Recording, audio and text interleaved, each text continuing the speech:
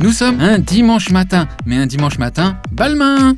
C'est calme, hein, ça se voit qu'on est un dimanche en France. Chez Balmain, c'est l'effervescence. 50 danseurs répètent une chorégraphie impressionnante dans la cour. J'adore. Dites-moi que c'est quelqu'un et pas une robe. Pourquoi je t'intimide? Ça va jamais assez vite chez Balmain. Bonjour, je suis Loïc Prigent, abonnez-vous à ma chaîne pour voir les coulisses de la mode, les coutures, la passion, la beauté, le fun. Cliquez sur la cloche de notification et commentez. Bon, et franchement, vous allez tous vous abonner sur la chaîne de Loïc Prigent et vous tapez sur la touche de notification. Et si vous le faites pas, vous n'aurez pas de robe Balmain. Aujourd'hui, Balmain et Olivier Rousteing organisent une croisière sur la Seine. La chanteuse Iseult chante pendant que les danseurs font performance sur le bateau et sur le pont des Arts. Et un truc à me rendre dingue, des mannequins présentent des silhouettes mythiques de Balmain, l'occasion de faire un tour des codes de la maison.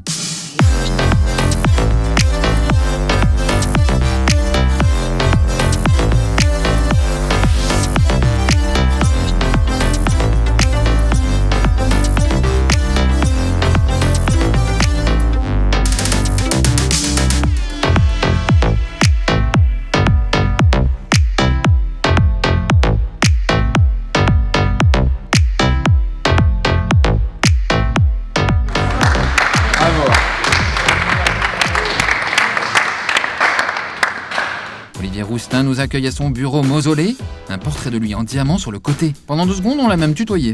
Ah, c'est toi en diamant? Oh. Oui, je sais pas qui me l'a offert. Bah, d'un diamantaire. C'est un touch égocentrique / narcissique, léger.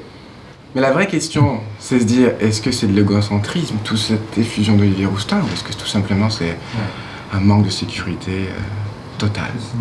Loïc Prigent, Moi, pour la discussion. je pense que c'est juste normal. Oh, tu sais que tu m'avais manqué, Loïc Prigent. Ah là là, toi aussi tu m'as manqué. La chanteuse Iseult essaie sa tenue. Tout à l'heure, elle va chanter sur le bateau Balmain qui fera croisière sur la Seine. Comment t'as connu Iseult? Dans un sex shop. On t'entend pas en fait. Je sais pas comment m'exprimer en fait, je sais pas tellement j'arrive même pas à y croire en fait.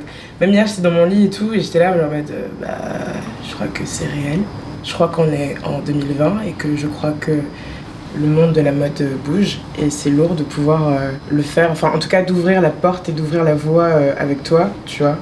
Et c'est cool que ce soit toi qui le fasse et que tu mettes un gros coup de pied aux autres zigotos because it's time. Ce soir ça va être une étincelle. En fait je flippe. C'est la première expérience sur un bateau quand même. Puis on a 50 danseurs, t'imagines? Là la production hier ils étaient en train de faire les répètes, ils ont dit non mais entre le vent, les nœuds, tu sais on appelle ça les nœuds le kilomètre-heure pour un bateau. Tout ça réuni, la prod ils étaient en train de péter un câble, les nuages, les lumières, enfin ils ont dit bon c'est incontrôlable hein. Parce qu'en plus on a des danseurs sur le bateau et sur les ponts. Julien il faut que tu viennes hein. En fait c'est rock comme ça énorme sur la péniche et il faut juste que tu checkes la rambarde. Hein, Ouais, on va faire des... coups de vent. Ce soir vous allez voir le siècle de la couture de Monsieur Balmain, Eric Mortensen, Oscar de la Renta, les pièces savoir-faire de la maison de mes 10 dernières années, qui ont un peu symbolisé ces 10 dernières années, et le monde du tailleur de Monsieur Balmain, que j'ai repris évidemment avec mes codes. Vite, Olivier Rousteing va tout nous expliquer, on dévale l'escalier Balmain à toute allure. Le défi est simple, ne pas se casser la figure dans les escaliers Balmain, éviter la Balmain kata, la Balmain gamelle, la glissade couture, le col du fémur dans la clavicule, la catacroulade, zim zam zoom, la casse-gueulista, bada Balmain boum. La mode n'attend pas. La mode n'attend pas. La mode n'attend pas.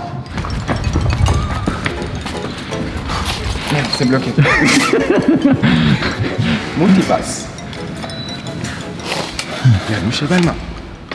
Et on s'est remis au vouvoiement, au boulot, au travail, au décryptage, au Balmain turbin. Ah ouais. Ici réunies plusieurs robes extraordinaires, rarissimes, sorties des archives de la maison Balmain. Bienvenue dans l'univers Balmain, dans une rétrospective qui commence de 1946 jusqu'en 1990. Donc 1946, Monsieur Balmain. Un bon état, dis donc. Exactement. C'est quoi les couleurs? C'est du tulle? C'est du tulle en fait dégradé qui a été éteint. Ah ouais. Oui, je pousse un petit cri parce qu'on ne les voit pas souvent, des robes Balmain de 1946. Les formes, les couleurs, les matières, il y a une cohérence dans toutes ces époques Balmain. Balmain, c'est toujours la démonstration d'une coquetterie conquérante et assumée. Et c'est ça qui séduit les Beyoncé de ce monde. 1985, Eric Mortensen. C'était qui Eric Mortensen?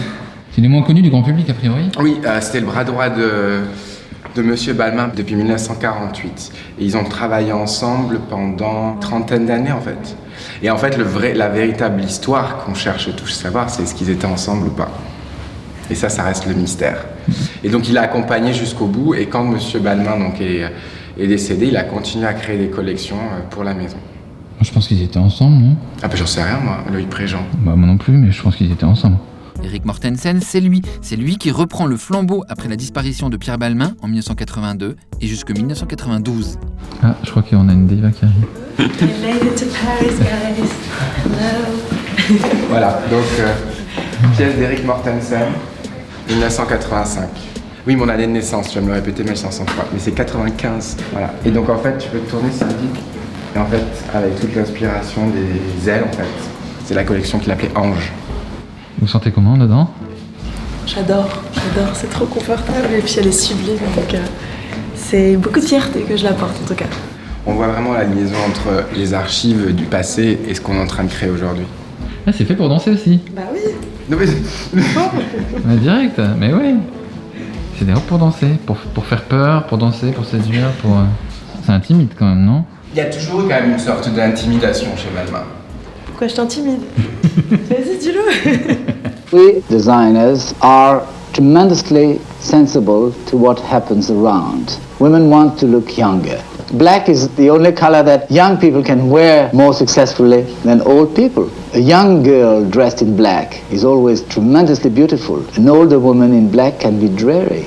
Black is not an old color, it's a young color. Black velvet is the epitome of young and sexy charm, because there is also touch of sex in fashion now. Donc après, il y a cette robe qui a un petit trésor. C'est une robe qui date de 1987 d'Eric Mortensen et qui en fait était une robe dont toutes les découpes étaient faites de mousseline, où en fait tu voyais le corps qui révélait en fait les hanches et le bassin, et ensuite la jambe. Voilà, fait avec un plissé qui a perdu un peu son plissé. Ce que j'adore dans cette robe, c'est que ça résume beaucoup mon obsession pour le velours et à la fois tout ce côté transparence et nu qu'il avait déjà amorcé en 1987. Déjà l'épaule Balmain. Absolument. C'est pas don't worry, it's fine, it's better. Ça c'était très Vogue Turfu. Ça c'est une robe aussi qui me tient beaucoup à cœur, 1967, automne, haute couture, Monsieur Balmain. 1967, donc le côté vraiment les bidoles, court, très court pour cette époque. C'est quoi les broderies? C'est beaucoup d'or? Alors il y a beaucoup de lurex, en fait c'est un fil de lurex avec de l'or posé sur du tulle. C'est quelque chose qui pèse lourd, je peux dire? Du tout. Ah non, c'est très léger. Oui, bah Ah, surprise, je m'attendais à... T'as vu, j'ai fait... Ouais, bah non. J'étais presque déçu. Pour une fois. Bah oui. Alors ça c'est une robe qui est très importante. On peut voir la structure de derrière, c'est incroyable. Alors, merci Olivier de nous montrer ça. ben merci à vous d'être là. Donc ça c'est 1956, robe de Monsieur Balmain. Ce qui est intéressant, c'est qu'il y a à la fois ce côté, on va dire, comme tu dis, très aristocratique. Il habillait beaucoup la princesse de Thaïlande, il habillait pas mal de reines, de princesses.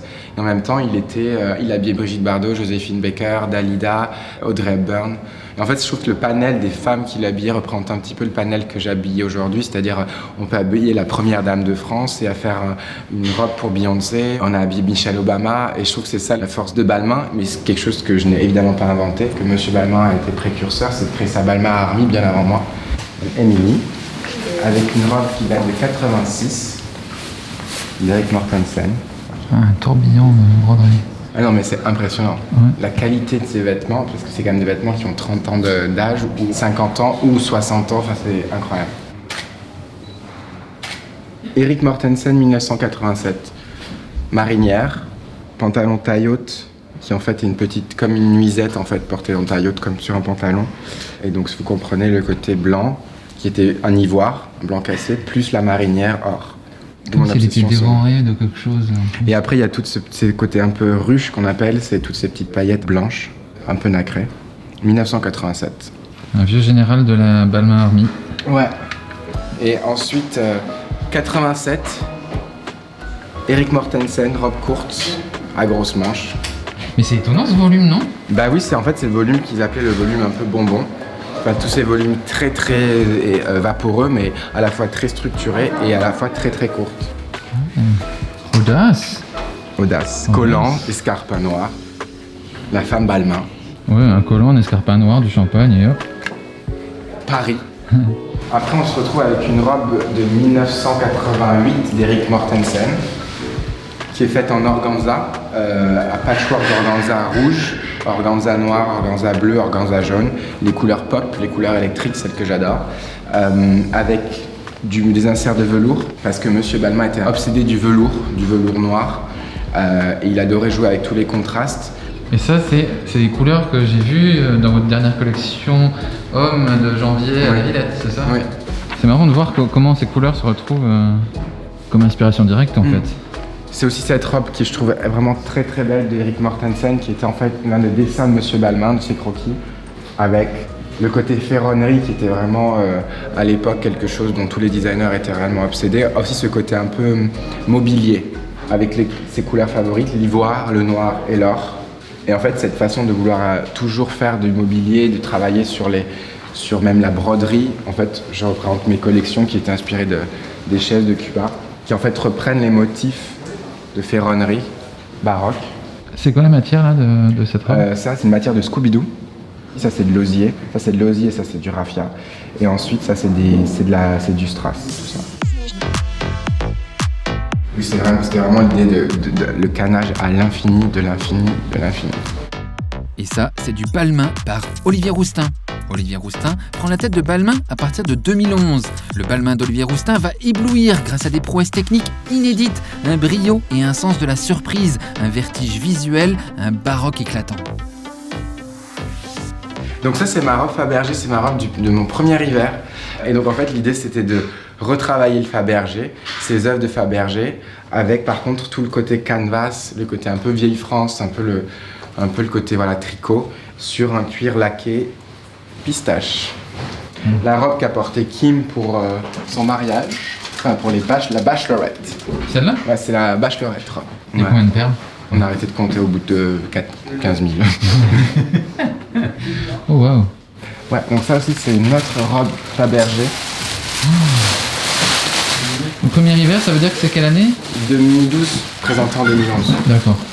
Donc toujours cette obsession de velours. C'est pour ça que vous voyez beaucoup de velours dans mes collections, avec tout le travail de rebroderie de perles. Et Monsieur Balmain avait aussi fait beaucoup de robes en perles, mais qui malheureusement ne sont plus dans nos archives. C'est la Russie, mais rencontre l'ouvrage de dame, rencontre Fabergé, rencontre Balmain, rencontre Olivier Rousteing. Ça, c'est les petites chaussures de Monsieur Balmain, d'où l'amoncellement de perles sur mes robes Fabergé en fait. Ouais. Voilà, donc c'est les chaussures vintage de Monsieur Balmain, qui aimait la perle. Et attention, voici sur Cindy Bruna un rarissime exemplaire d'une des robes en rotin qui ont fait la gloire d'Olivier Rousteing et de Balmain, avec, vérifions, ces fameuses manches sublimes mais un peu rigides. Donc robe faite de raffia osier, toute tressée, qui reprennent en fait les chaises et le canage. Est-ce qu'on peut manger avec ou pas? Bacon. On peut pas manger avec. Si? Bah, On ça se fait dépend donner de ce la que tu veux baie. manger. C'est hallucinant quand même. parce que Incroyable.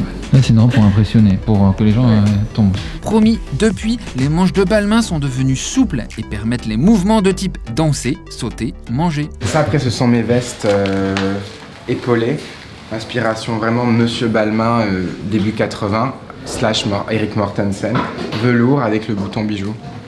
Yukon Kun même. T'as pas vu ce film avec Bourvil et Louis de Funès? Non. Où le plus grand diamant de tous les temps, c'est un Yukon Kun et il le cache dans le klaxon de la voiture. Le Yukon Kun, le plus gros diamant du monde, est là. C'est un film qu'a dû voir Monsieur Balmain, contrairement à toi. Mais moi je regardais Le Prince de Bel-Air. Et ça c'est une veste vraiment tirée des archives, enfin le dessin est à proprement parler des archives de Monsieur Balmain. Une veste de hussard un peu, non? Et ça en fait c'est vraiment une veste, un dessin de Monsieur Balmain, je vais vous faire voir tout de suite. Typiquement je vais dessiner ça, Ouais. j'envoie ça, Dessin technique. dessin technique, Et 2 heures après. 2 heures, 2 jours. Hein. Ouais. Ça va jamais assez vite chez Balmain. Et ça c'est votre réponse, c'est-à-dire vous Ça c'est ma envoyez avec une réponse en flèche, disant je change la pince. C'est ça, c'est ce qu'on appelle travailler pendant le Covid. Alors, C'est facile de travailler comme ça, d'avoir les subtilités. c'est très dur. Après quand les gens sont chez eux et qu'on essaie de faire des robes comme ça. Wow. Et vous avez drapé chez vous aussi, j'ai vu ça. Ouais. Ah non, c'est pas ennuyé hein. Ah waouh. Donc en fait ça c'était une veste de Monsieur Balmain qui date de je crois 1975. J'étais né. 2 Ah. ans. J'avais 2 ans. 75 versus 2020. C'est pas littéral, hein. Ça y est, mais c'est pas littéral. Non. Ouais, non. Mais c'est similaire. Ouais. On se sent comment avec des épaules comme ça? Franchement, c'est sympa, hein. Ça impose un petit peu là. Je regarde. Je suis trop bien. Ouais, c'est ça. Il y a une attitude qui vient avec les épaulettes.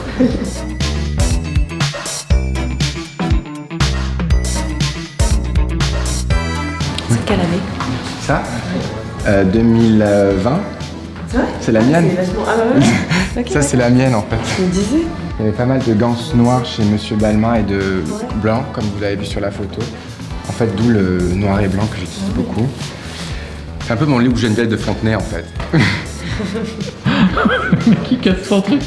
Grave. Ah oui, je l'avais pas vu et maintenant je vois plus que ça.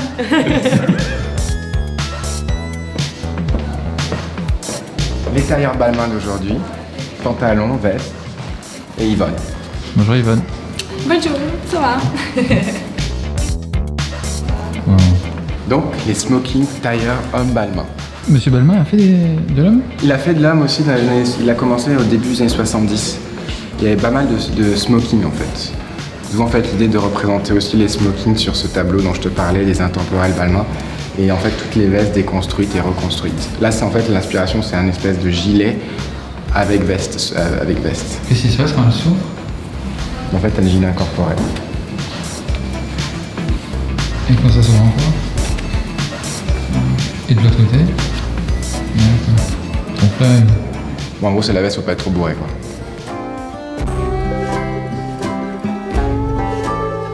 Donc robe des années 90, robe prêt-à-porter qui faisait la transition entre le prêt-à et la couture. on bouge comment dedans? Ça va, tout est tenu à ce niveau-là. C'est assez agréable, facile, ouais, parfait. Je peux tourner, je peux marcher, je pourrais même courir en vérité. Non. Finalement, non.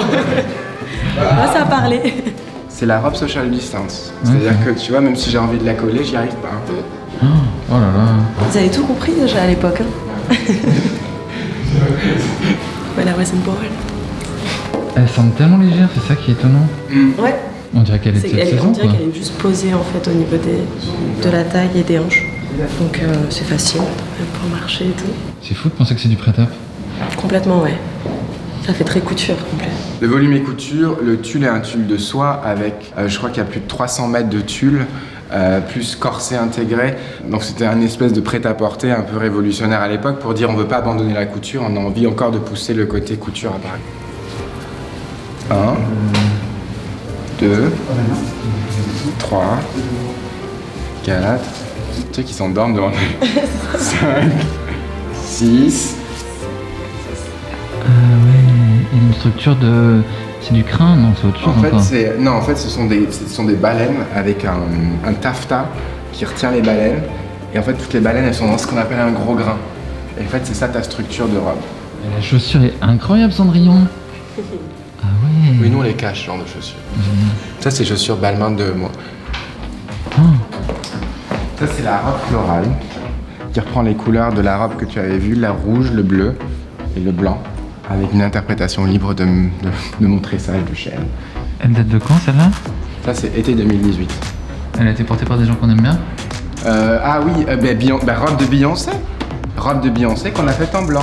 Après qu'elle a utilisé dans toutes les ouvertures de concerts de On The Run No. 2. Et en fait, quand elle descend au Stade de France avec Jay-Z, elle porte cette robe totalement en blanc. Elle a dit je l'aime bien, mais je la voudrais blanche. Un peu, ouais. Ouais. Et vous avez dit non. Ok. Oh non, on dit toujours oui, c'est Beyoncé.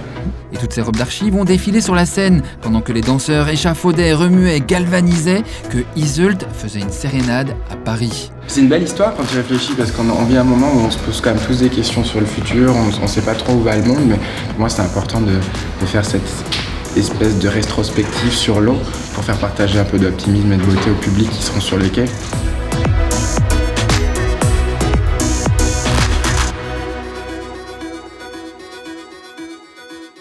Olivier Rousteing a salué un bonsoir Paris, un défilé malgré tout, en période de panique sanitaire. Balmain, Paris, toujours. Voilà, c'était notre tour des archives Balmain les plus rares avec Olivier Rousteing. Abonnez-vous à ma chaîne pour tout voir de la mode, cliquez sur la cloche de notification et laissez un commentaire. Écrivez Olivier Rousteinfication en un seul mot si vous avez regardé jusqu'au bout.